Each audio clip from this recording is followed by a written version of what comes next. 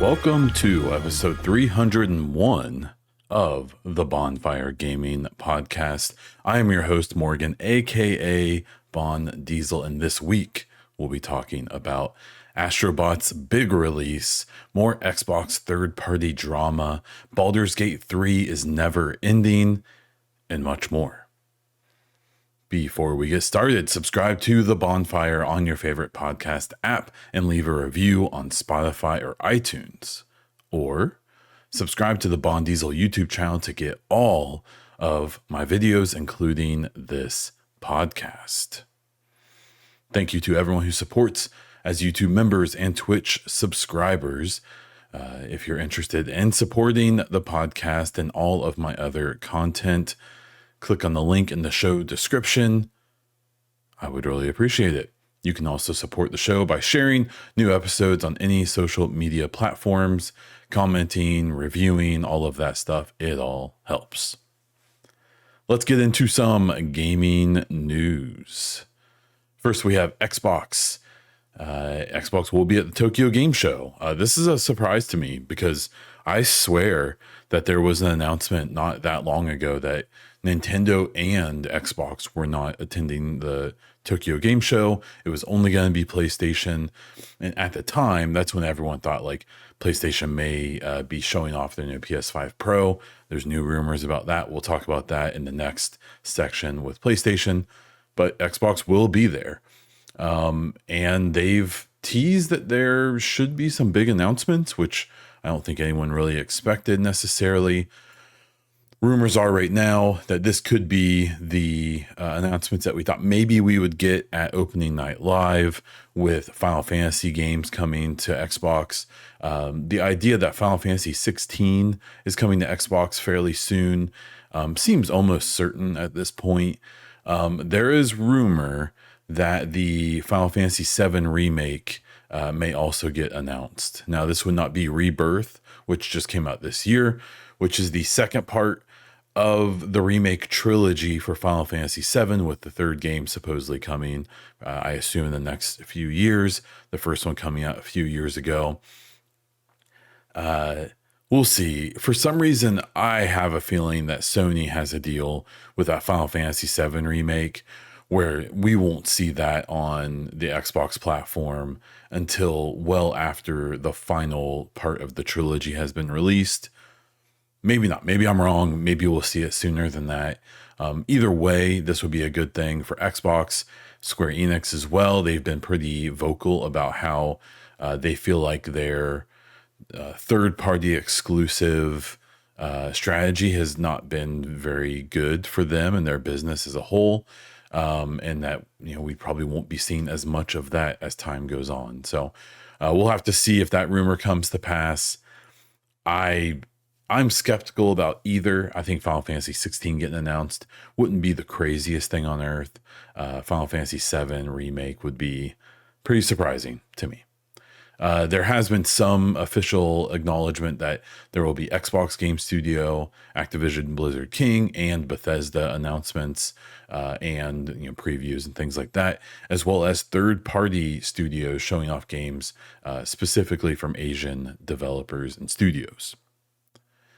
Speaking of third parties, we have a bunch of third-party drama to the point where in my notes, I literally have that as a topic, and then I have each of the things coming after that. So the first one being, and these are mostly good things, to be clear, Capcom has announced that their reissue compilations that were kind of famously not coming to Xbox, supposedly due to some MT framework system where I don't really fully understand it. If you do, please let me know in the comments of the YouTube video or over on social media. But basically, they figured out a solution to the tech problem to get these games onto Xbox where they weren't going to be previously. One thing to keep in mind about these Capcom reissue games, they're doing like these like compilations of their old games and reissuing them. On the PlayStation, they're not actually releasing PlayStation 5 native versions of these games. They're PlayStation 4 versions that are going to work on PS5. And whatever this MT framework thing is, I've tried to look into it. I'm too dumb or something. I don't know. Basically, despite how extremely good Xbox is at backwards compatibility and things like that, for whatever reason, there was some issue where Capcom couldn't really release this to Xbox One, which in theory should have worked on the series consoles. And so they're having to do, I guess, a series version. Again, I'm not trying to pretend like I fully understand this whole thing. All I know is that they've solved whatever the issue is. And it's interesting to me that as much as especially game media outlets and journalists really harped on, here's another disaster for Xbox. Here's another game they're not going to get, and another game they're not going to get. Well, now that issue solved, that it was never an issue.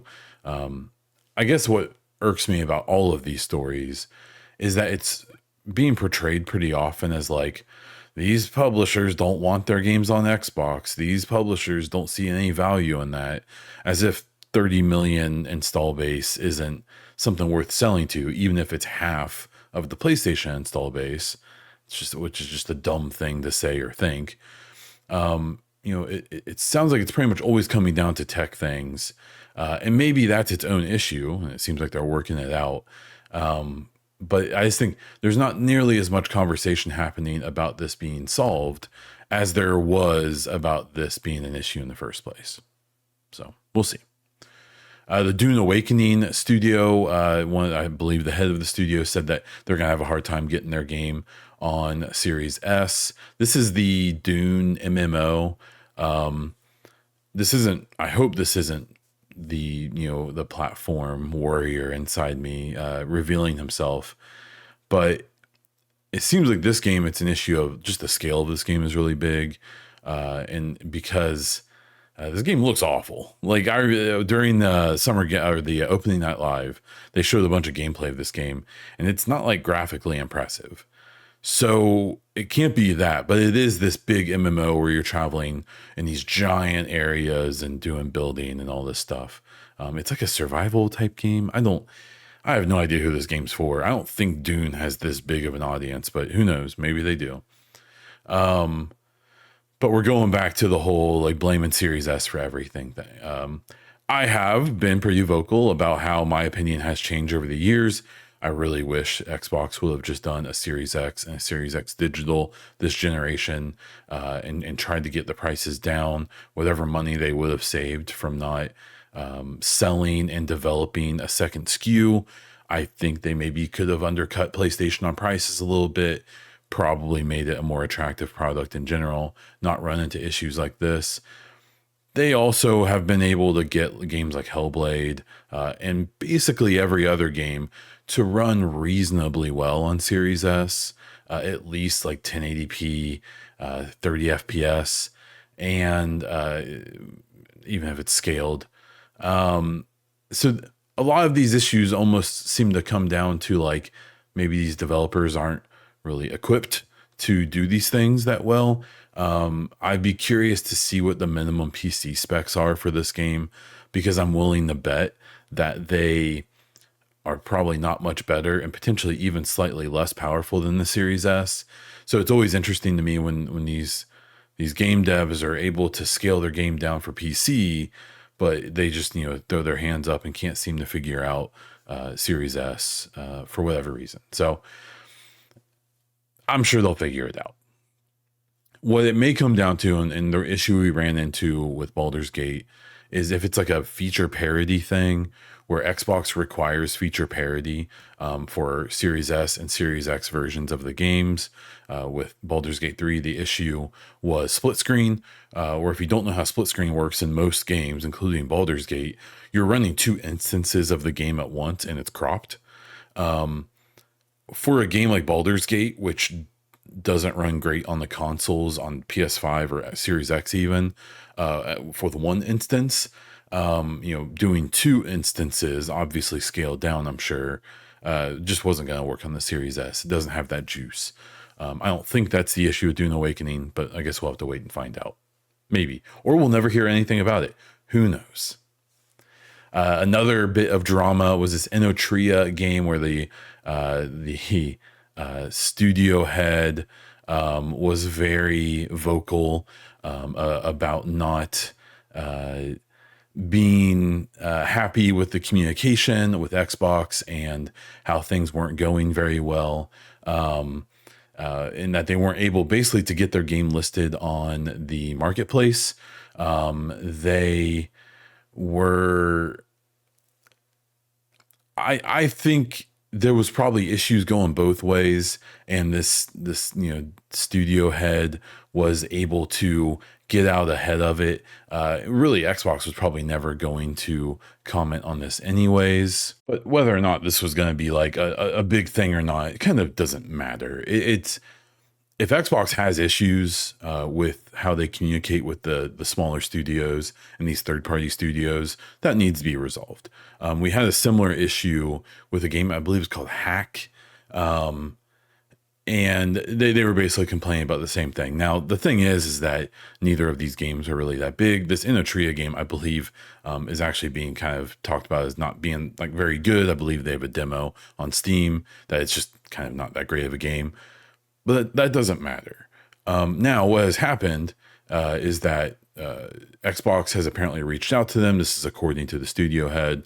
Xbox has reached out to the Inotria studio and has figured things out. They've already said, yep, the game's going to be coming ASAP. We're good to go. Supposedly the port is done for Xbox. They just need to get it onto the store. So we'll see that sooner and later, and then probably never hear about it again, to be honest.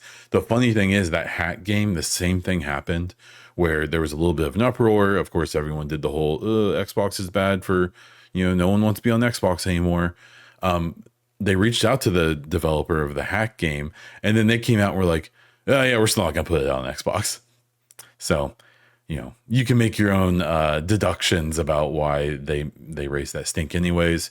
But at the very least, I'm glad that Xbox addressed this issue extremely quickly, kind of jumped on it and made sure it got alleviated. And hopefully this Inotria game ends up being a big, giant 10 million unit seller. And then all this drama will definitely be worth it, and definitely wasn't for, any ulterior motives. The final thing is that Eurogamer, IGN, Forbes, and Microsoft themselves have now confirmed and or reiterated their statements that Black Myth Wukong has an exclusivity deal with PlayStation, and that is what's keeping the game off of the Xbox platform, and it is not issues with a memory leak or issues with the Series S or anything else. This is contrary to some kind of vague statements that were made. So this was alleged back in June. There was a Xbox or a Microsoft statement saying, hey, we can't control, the deals that these studios make with other platforms. We're excited to try to get this game on our platform. This was around a conversation that they were having issues with development on the Series S, or just issues with hardware, I think was the more general statement. There was even kind of a vague denial that there was any deal. There was conversation about how PlayStation did invest to help the Wukong studio get the game finished, basically. And there was some conversation of maybe that included an exclusivity deal that I don't think has ever been outright denied, but it was implied that wasn't the case. It's been this weird thing, but at this point, enough pretty notable people have really put their name behind that. They, direct sources with knowledge of this situation have said this to people from Eurogamer, IGN, and Forbes. And then Microsoft, on top of the statement they made back in June, this week, reiterated the same thing. Hey, saying fairly specifically, but with still some vagueness, we can't control the deals these studios make with other platforms. We're excited to work with this studio to try to get their game on our platform, which is interesting. It's weird because in theory, I would prefer third-party studios not do these exclusivity deals that include Square Enix with the Final Fantasy games and all that. And yet that includes any studios doing this with Xbox, which I think Towerborn and some of these games that are coming out. I think on Game Pass, it's a little unique. I think it's cool for them to be on Game Pass day one and then also be on the other platforms through their normal sales strategy. I don't love it when it's exclusive. That's not a thing I really, with first party games, I get it. I think that's a fair thing to do. But with third party games, I think that's less defendable. But it's weird because all they just had to do was just be like, hey, yeah, at the last, in the last minute, this studio needed an influx of money. So Sony agreed, like, hey, if you give us 6 months of exclusivity, we'll give you this boost of money. It's obviously paid off. The game has sold like almost 20 million copies in the first couple of weeks it's been out. There's reasons behind that I don't understand enough to get into, but there's an asterisk there a little bit, but not really. It's fine. It just seems like one of those things where they could have just been like, yeah, hey, we did a deal. And we'll work with Xbox to get on their platform once the exclusivity deal is over. Instead, it's turned into this weird thing where, like, at the end of the day, there's no legal ramification for not revealing the deal. So more than likely, Sony's just not going to say anything. The Wukong development studio is just not going to say anything. Xbox and these sources are just going to keep being like, hey, like, there's the deal preventing this. Maybe not saying it directly. And then here in a few months, it's going to come out. Probably exactly 6 months later, or a year, and we'll just kind of move on from the story. It's just weird. Like, just say it. Just say that's what it is. Just say that's what's going on. I don't know. It's kind of strange, but it is what it is. That game, it's got some weird energy, man. We'll talk about another game that's probably going to win Game of the Year. But I saw, I think like Shroud, the streamer, was like, if Wukong doesn't win Game of the Year this year, blah, blah, blah. And it's like, dude, it might not even be in the top 5. Like, it's kind of like a Hogwarts Legacy situation. Well, I was going to say without the controversy, but with different controversy, I guess.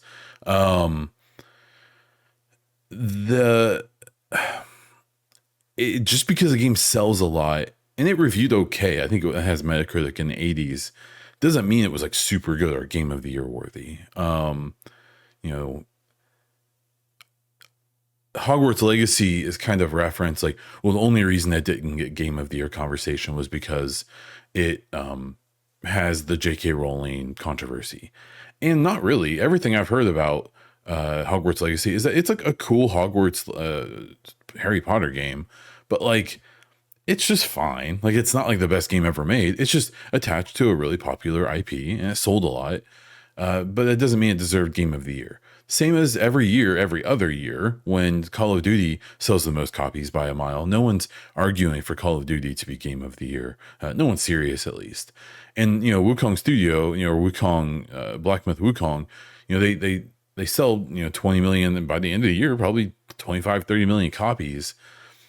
A lot of those sales are in a different market. That's kind of unique, and there's reasons why it may be selling better there than other places. And just because it sold a lot of copies doesn't mean that it's really, really good. It just means that it's popular and a lot of people are buying it, and that's really, really cool. But it doesn't, make it a shoe-in for Game of the Year. So the Black Myth Wukong has been such an interesting saga. And kind of a peek behind the curtain about how things are kind of interesting in the game industry right now. And we'll have to see what comes of that. For something I was really interested in, after almost 40 updates, State of Decay 2 will end development. It'll have one more big update later in 2024. And the studio Undead Labs will be moving over completely to focus on State of Decay 3, which was some gameplay, a gameplay trailer basically, was shown during Summer Game Fest. It was super awesome. Well, it was the Xbox showcase. Looked really, really, really good. It looked like State of Decay, but, obviously updated significantly. And I love State of Decay 1 and 2. I've put a ton of hours into both of those. And I'm super excited to see the first iteration of that game with money behind it. The first game was them completely as like an indie studio. The second game, State of Decay 2, got launched I think like a week after they got acquired by Xbox. So obviously Xbox money didn't factor in there. They didn't have years and years of support from Xbox. And apparently State of Decay 3 has had help from the Coalition for them to, work with the Unreal Engine. There's the Unreal Engine 5 game. They've had help from the Obsidian team. Did I have that right? Whoever did Grounded, um, to work on the multiplayer and stuff like that. So State of K3, super excited. Um, it's it's been a while since I played State of K2. I would pop in every now and then. I think as recently as a few months ago. So much has changed. I kind of don't know what to do in that game anymore. So I have to admit that I haven't played as much recently as I wish I would. But it's pretty cool, and I'm really happy to just one of the best supported games ever, and a studio that is very in tune with their player base, even if it's a relatively small one. Maybe that helps, but just a really underrated studio, and in my opinion, a very underrated game. And I'm really excited to see what comes of the next one. And then finally for Xbox stories, Mikami, who the founder of Tango Gameworks, said he thought that Tango Gameworks was safe after he left because they'd be able to keep making Hi-Fi Rush style games. This interview is interesting. It's not a malicious thing. To me, it's just kind of like, oh, gee golly, I thought they'd be okay. And my issue with that whole idea is that the only reason Tango Gameworks had any notoriety was because of Mikami. He's one of the basically founders of the Resident Evil franchise. With Tango Gameworks, he started off with the Evil Within games, I believe. There's a couple of them that did okay from a sales perspective. He also had GotY Tokyo, which didn't do great, but it was one of the weird games that after the Bethesda acquisition, or ZeniMax, was a game that was an exclusive for PlayStation, but didn't release until Tango Gameworks had been acquired by Xbox. So you had that and all the other Bethesda game that came out on PlayStation as exclusives published by Xbox. It was kind of an interesting thing. Then eventually made their way over to Xbox as well. His statement is just strange because the studio basically, it's like I said, all of its notoriety was him. Its notoriety was also doing his style of games, and Evil Within, even Tokyo, GotY Tokyo to a point. Supposedly he really didn't even have much of a hand in Hi-Fi Rush. They lost a bunch of developers during the development of Hi-Fi Rush, like pretty notable folks. Then he left, and then Hi-Fi Rush didn't sell very well. And so what was left was this kind of shell of the studio being led by people who weren't Mikami, making games that weren't in the DNA of that studio, which is fine. But then it gets to the point where it's like, I think it's interesting that he's saying he thought the studio would be fine, especially because after Xbox attempted to shut them down before they went to another publisher, there was even conversation about how shutting down Tango Gameworks and the Redfall studio was in conversation before the acquisition even happened by Xbox. That there was a chance these studios weren't viable before an acquisition even happened, and then you don't want to give Xbox any credit here, but they acquired, this publisher, Bethesda ZeniMax, let these teams finish their games and put them out, and then seemed like they kind of evaluated their situations and then shut them down because, and then the Hi-Fi Rush comment was interesting by Mikami as well, because the rumors were, and we won't know really probably if this was true, was that the next game that they were working on was a GotY Tokyo sequel, and that there was pitching of a Hi-Fi Rush 2 going on, which is strange because GotY Tokyo wasn't a successful game. And so if that was their next main focus, you could see where Xbox was like, we're good. We don't really need you to do that. So I don't know. It was just like a strange statement.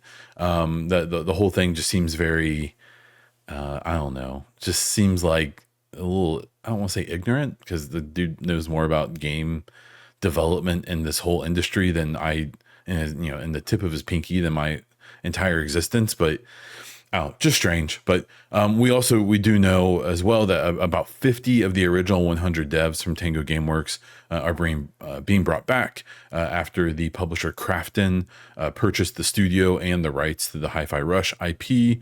And it's expected they'll be making a sequel to Hi-Fi Rush in some capacity. I'll be really curious to how that goes. Krafton is the PUBG publisher. Their only other real notable in-house situation was obviously PUBG. Also the Callisto Protocol, which was the Dead Space founder's new game with a new studio he started, which kind of crashed and burned, and then he left almost immediately and left them hanging. Now they're doing all kinds of weird stuff with that IP. That seems like they're just trying to recover money at this point.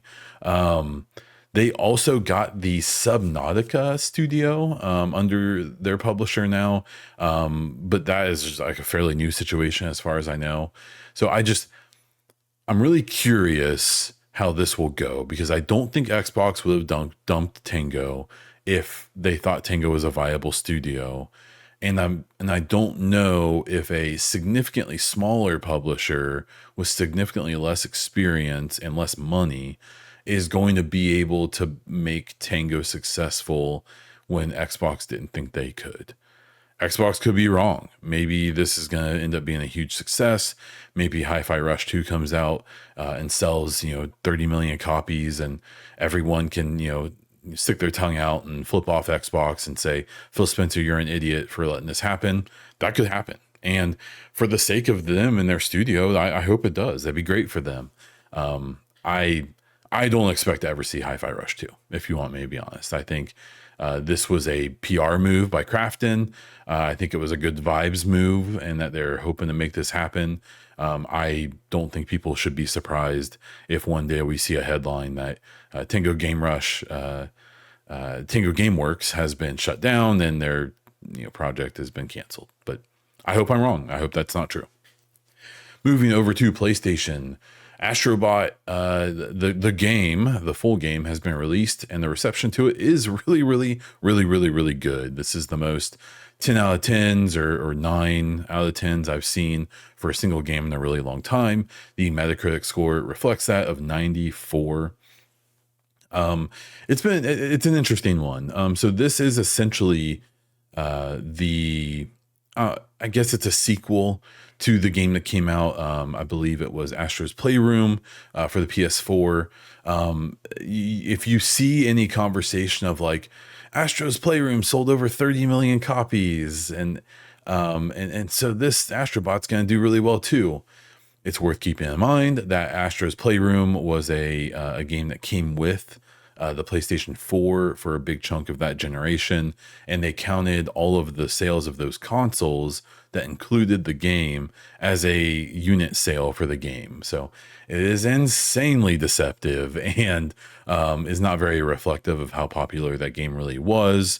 Even though it was popular, it's a great showcase of I believe some of the tech that they had in that game at the time, and it's a big celebration of the brand. If you've never seen footage of the Astro games, they're basically just a celebration of PlayStation, which is really cool. I think that's a neat idea. It seems like the execution from a gameplay perspective is extremely good. It's a relatively short game. I believe the How Long to Beat says it's around 8 to 9 hours long. It's essentially a bunch of short levels. I think it's like 80 levels or something.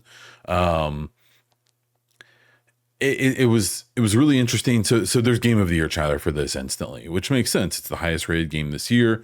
It's one of the highest rated games of the last decade or so. You're seeing people compare it to like Mario Galaxy and Odyssey and things like that, which is pretty high praise. If you aren't aware of, those are some of the highest rated games ever in the history of rating games. I don't get it. I don't have a PlayStation. I'm not going to play this game. I trust that this game is as good as everyone says it is. One of the interesting things is they've done a ton of work. It's an in-house engine. It's a proprietary engine this game runs on. That is a very physics-based engine. If you see the footage of this game, especially, some of the physics are just wild. Like it is really cool. Like it's very impressive. there has been a lot of praise. Digital Foundry was really big on it. The guy who reviewed it like basically said that this game reminded me why I love games, which is really, really cool. But then they really went on a lot about like it runs technically perfectly. And it's like, I mean, this looks like a PlayStation 4 game.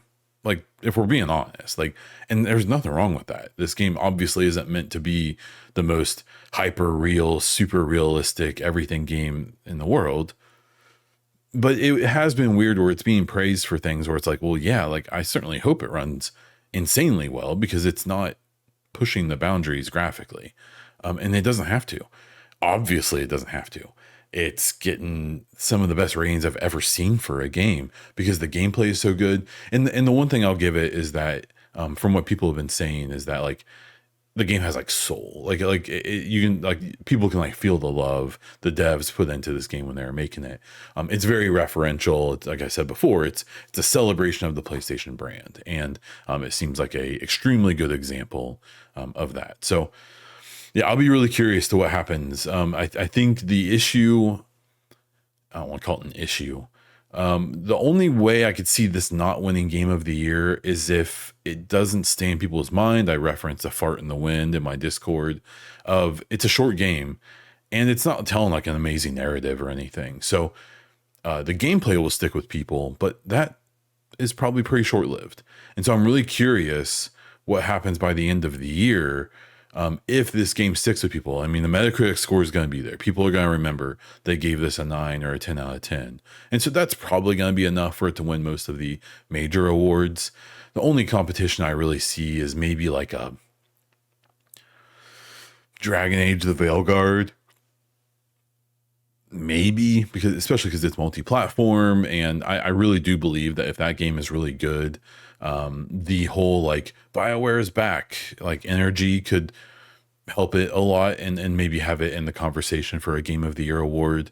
In the fact that it's probably gonna have a good story, emotional connection, all that stuff, right?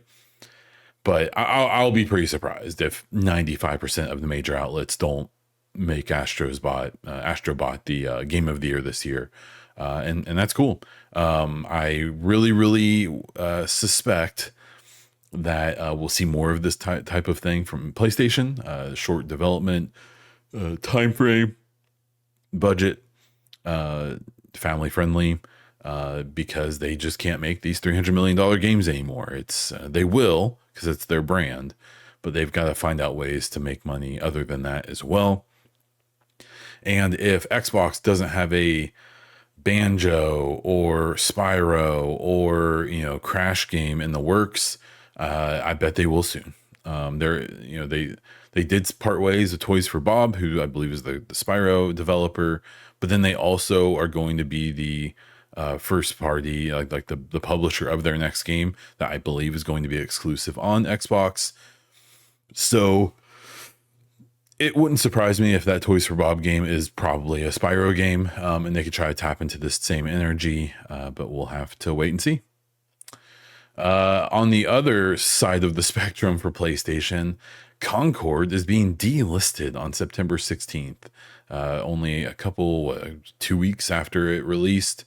It's today. I'm recording this on Friday. Pretty wild. This game, it was getting a lot of headlines for having like no players on Steam, which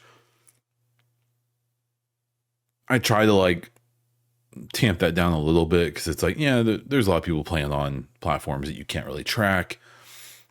But I know at one point it was like under like 50 people were playing on Steam, and like that's not a great sign. Like a game like Starfield, is probably mostly being played on Xbox.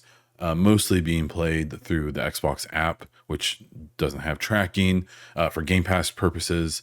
But even on Steam, it has a concurrent player count of more than you think, and between 5 and 10,000. And so you can still like kind of say like, well, if there's that many on this platform, then there's more on others. So this game's doing okay. If your game has like 50 people playing it on Steam, even if it's on other platforms, that's not a great sign. And so they're cutting and running. Supposedly this game was in development for 8 years, had a huge budget. I wouldn't be surprised at all if half the budget was cinematics.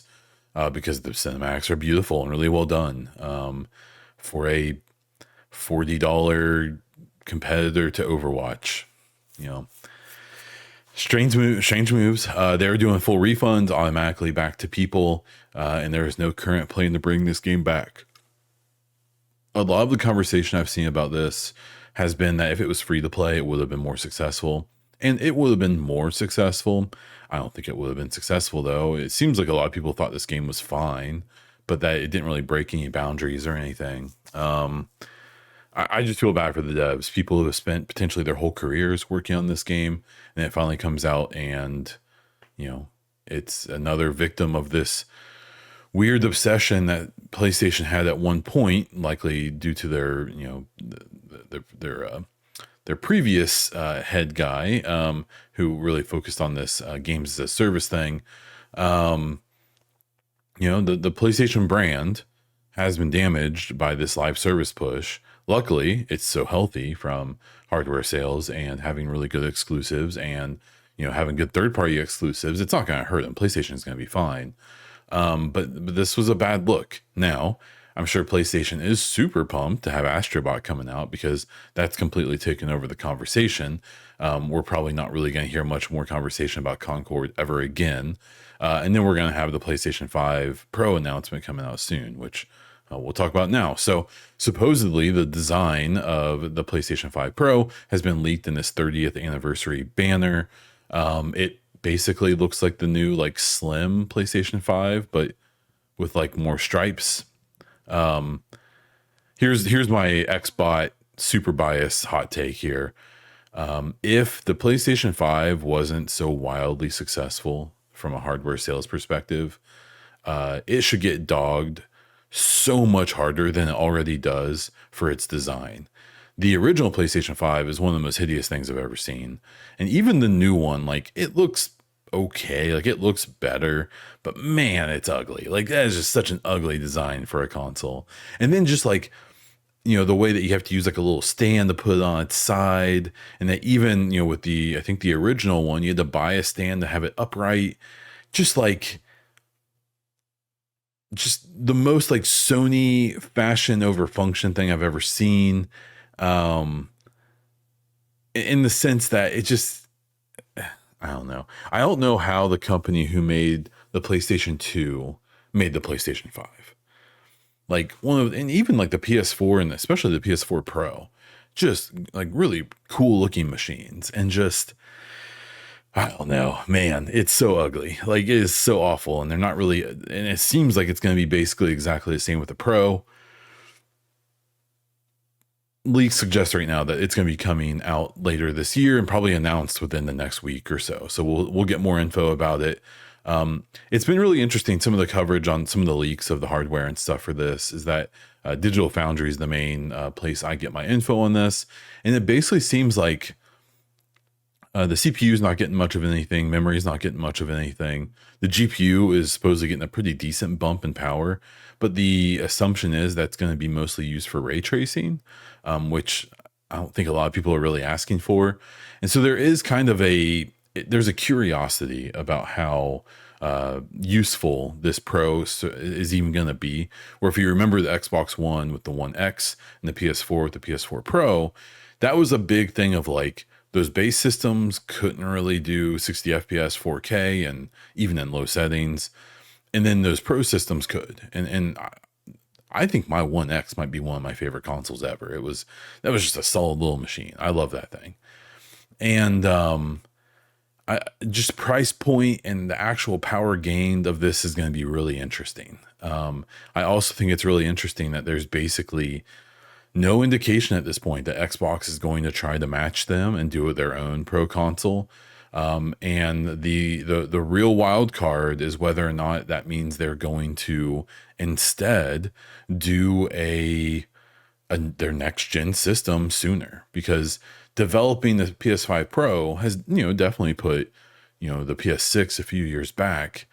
If Xbox doesn't match that effort, if they decide to put out their next gen system in 2026 maybe, where we may not see the PS6 until 2028, it could be really interesting for that whole conversation, where there's at least going to be some people who are going to say like, oh, well, maybe I'll get this now and then get the PS6 when it comes out in a few more years. I suspect no one is more desiring to get out of the typical platform kind of generation schedule than Xbox. A significant advantage could be made for them if they could put out hardware that is significantly better than the competition a year or even 2 years before the competition can, respond. Like it or not, from a marketing perspective, at least, that would be a pretty big deal. So we'll have to wait and see what happens with that. With Nintendo, we have a rumor that the new Nintendo hardware will be backwards compatible. Like, I friggin' hope so. But the thing is with Nintendo, they are the only ones that could not do it and be like, yeah, you're just gonna have to rebuy all your games. We're sorry, but you're gonna do it anyways because our consumers are the most loyal, brainwashed people on earth, and it's for good reason. They have some of the best first party. They're one of the most consistent with putting out games consistently, especially if you don't care about graphics and performance. The simple fact is that for 95% of gamers, Nintendo is extremely, extremely good and treats them pretty well, even if it doesn't really. So, it's just funny that Nintendo is the only one where you have to come out and be like, oh yeah, and by the way, it's going to be backwards compatible in case you were worried about it. PlayStation's not been the best with backwards compatibility, but they've gotten better. It would be very interesting if Nintendo put out new hardware and it was not compatible with the Switch. That would be wild, and they're the only platform that could get away with that. And then Nintendo also updated their content creator guidelines, saying that they will object, aka take down, anything that's inappropriate. So I think sometimes people forget that Nintendo is a hyper conservative, at least not in the American sense of political conservative things, but just generally conservative. It's a super, super protective company. People within the industry know that it's kind of a joke with how litigious they are, where they will sue and issue cease and desist and take any legal action they have to, even to some of the smallest things that you would think a big company like that wouldn't even care about. They are hyper protective of their IP and of their properties and things like that. So this isn't surprising at all. The statement, from what I could tell, is extremely vague. And so if you're making any kind of Nintendo content, good luck navigating that. I wish you all the luck. Moving to non-platform specific news, we have Lightspeed LA, which is the Tencent branch in the United States, has agreed to the SAG-AFTRA terms with their current dispute and their current protest. This will almost certainly lead to the other big publishers also signing on to this deal. We're looking at EA, Ubisoft, and everyone else. It's like a dominoes thing. I suspect that once one of these big ones signs on, then we'll see other ones do it. With Baldur's Gate 3, we got patch 7 released. Has new evil endings, mod manager, and access to the mods, and various other improvements. This has once again been another thing where they've been like, okay, this is the last update. And then one of their devs was like, oh, by the way, we're doing more updates. They even recently did a panel where they're like, okay, this is our final time we're going to talk about Baldur's Gate 3, and then we're moving on to the next project, which I'm sure they are, but they also keep edging everybody by being like, okay, done with Baldur's Gate. Just kidding, we're going to do more. There's so much content that we could restore. Now, we may see modders restore more of that old content, but I wouldn't be surprised if Larian keeps on working on Baldur's Gate 3, at least in a minimal point, standpoint, for a very long time. We'll have to wait and see, though. Destiny Rising, a mobile game rumored from a Bungie and NetEase partnership, could be announced soon. Bungie is in a weird spot, man. I don't know if I've ever seen people be more down on them from the fandom. I know this most recent DLC was good where the previous one wasn't. But, what's going on with Concord, I don't mean for it to be a joke, but I've kind of talked about Marathon's never coming out. Like, and Bungie, I think it's more likely that Bungie will be absorbed into PlayStation and no longer be its own entity. It's more likely that happens than we ever see Destiny 3. That's my like hot take right now. I just it's weird to see what's happened with that studio after they left Microsoft with the Halo franchise. You know, did their thing with Destiny, went to Activision. That obviously didn't work out. Microsoft even considered bringing them back and then saw that the way the place was being run and didn't think it was financially viable. And then that's when Sony picked them up. It just seems like there's something wrong at the root of that company, whether it's leadership or whatever. And I don't have high hopes for Bungie in the long run, but it's one of those ones where I very much hope I'm wrong. Warner says that a sequel to Hogwarts Legacy is the top priority. Duh. It outsold Call of Duty last year. Now, it was an exceptionally bad Call of Duty game in 2023, with Modern Warfare 3 being a glorified DLC for $70. But yeah, of course they're going to make a sequel. Even if that game wasn't like critically successful, they made so much money off of it that you're a big old dum-dum if you didn't think that they were going to keep trying to milk that train. So good for them. From the things I heard, the game is like pretty good, as I spoke about before. But you know, hopefully they improve some things and it becomes a game maybe a little more worthy of praise, like people thought it should have gotten.